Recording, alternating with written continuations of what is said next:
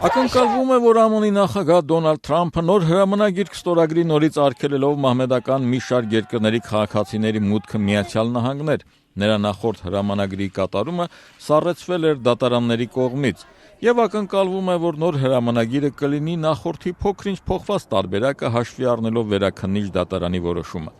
Ամեն դեպքում Սպիտակ տանը համոզված են, որ Դոնալդ Թրամփի նախորդ հրամանագիրը օրինական է։ Նախագահի քաղաքական հարցերով գլխավոր խորհրդական Սթիվեն Միլլերը կիրակի օրը քննադատել է դաշնային դատավորներին այդ հրամանագիրը սառեցնելու համար։ Fox News-ին տված հարցազրույցում Սթիվեն Միլլերը ասել է, որ Միացյալ Նահանգների սահմանները եւ միգրացիան վերահսկելու նախագահի իրավունքը որևէ կասկածից դուրս է։ Չընտրված դատավորը իրավունք չունի վերաձևելու միգրացիոն օրենքները եւ քաղաքականությունը ամբողջ Ամերիկայով։ Այդ իրավունքը նախագահինն է։ Նա նշել է, որ միգրացիոն օրենքները կարգը խստացնելու կոշտ միջոցներ կիրառելու հարցը դրված էր 300 միլիոն ամերիկացիների առաջ եւ նրանք նոյեմբերին կայացած ընտրությանը քվեարկել են դրա օգտին։ Մինչդեռ ԱՄՆ-ի կոնգրեսում Սենատի փոքրամասնության դեմոկրատների առաջնորդ սենատոր Չակ Շումերը շաբաթ օրը CBS-ին տված հարցազրույցում ասել է, որ հրամանագիրը այնքան վատն է, թունավոր, սարսափելի, որ նա, այսինքն Դոնալդ Թրամփը,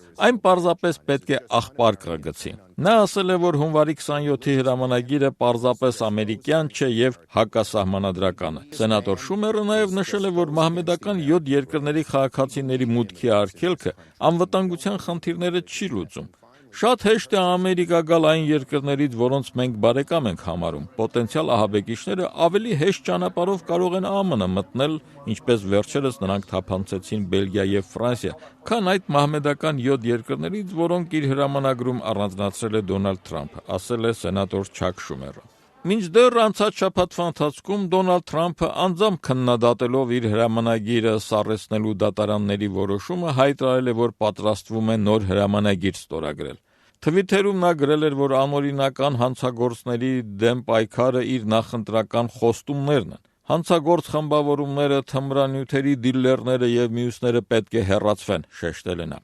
Դոնալդ Թրամփի հունվարի 27-ի հրամանագրով մահմեդական 7 երկրների՝ Իրանի, Իրաքի, Սիրիայի, Լիբիայի, Սոմալիի, Սուդանի եւ Եմենի քաղաքացիների մուտքը Միացյալ Նահանգներ արգելվում էր։